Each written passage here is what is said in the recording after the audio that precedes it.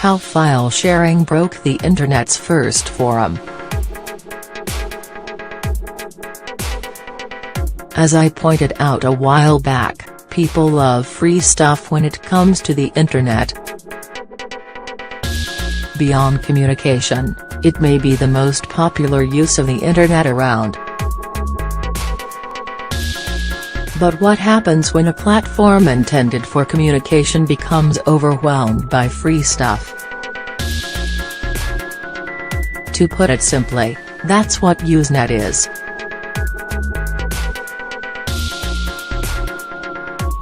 The protocol, with a history that goes back nearly 40 years, evolved from its arcane roots as a place for technically minded college students and sysops to communicate into a newbie-overrun protocol, then into a major hub for file sharing.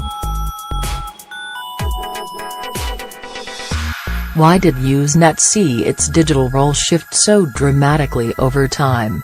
Let's discuss.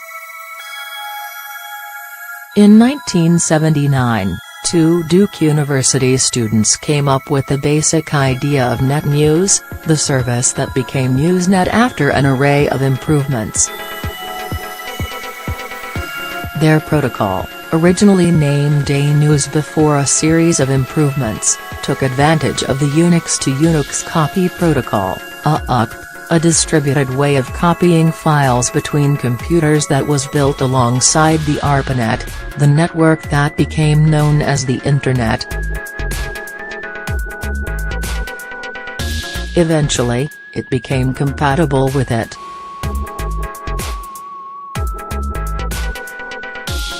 The developers, Tom Truscott and Jim Ellis, made the software available to any Unix host, and within a few years, the protocol became one of the most popular ways to communicate through the still formative Internet.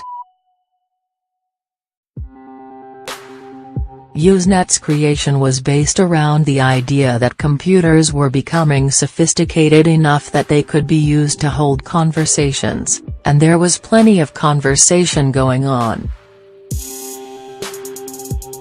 It was basically Reddit, except decentralized and without a true owner. But the protocol's roots in UCP effectively a peer-to-peer file sharing mechanism. When you break it down, meant that it was also an effective way of sharing files. Usenet was designed to only share text, but programmers continued to improve on the technology.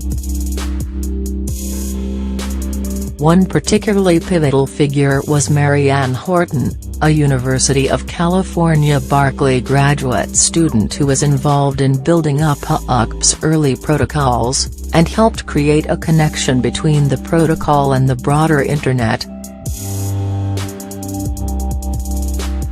Horton, known as Mark at the time, was deeply impressed with what became Usenet. I remember, while at Berkeley, exchanging email with the original A-News developers and being amazed that I could get a reply back a few hours later, even though research was polling both Duke and UCP to pick up waiting mail. Horton wrote of her early experiences of using the technology.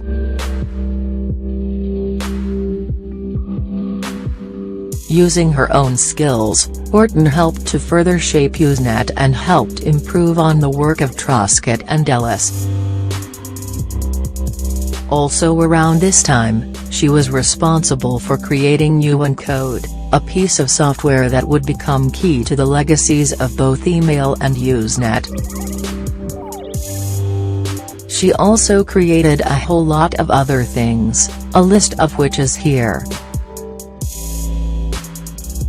Side note, beyond her technical achievements, Horton deserves notice for her efforts in speaking up for the rights of transgender people in the workplace, which started when she was at Usenet in the 1990s.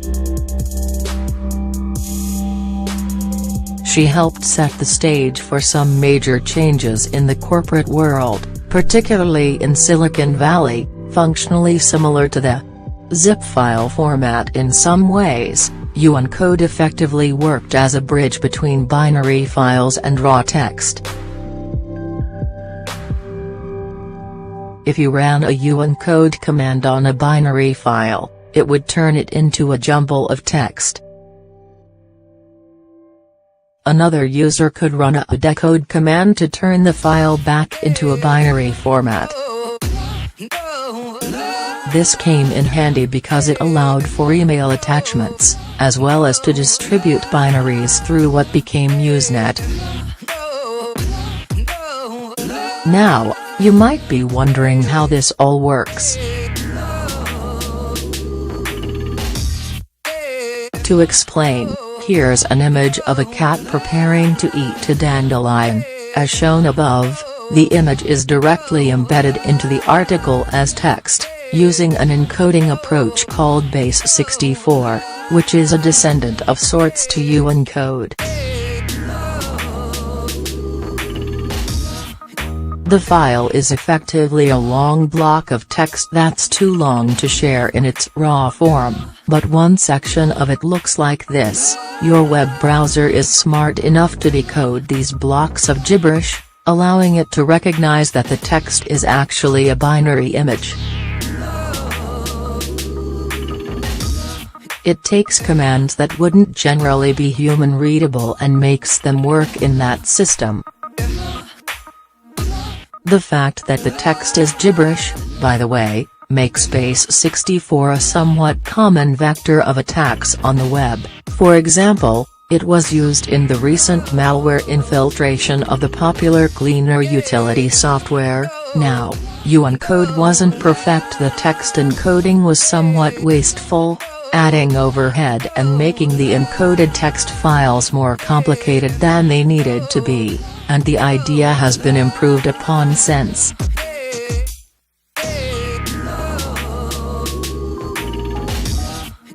But it was an effective way of allowing for the transfer of files far and wide.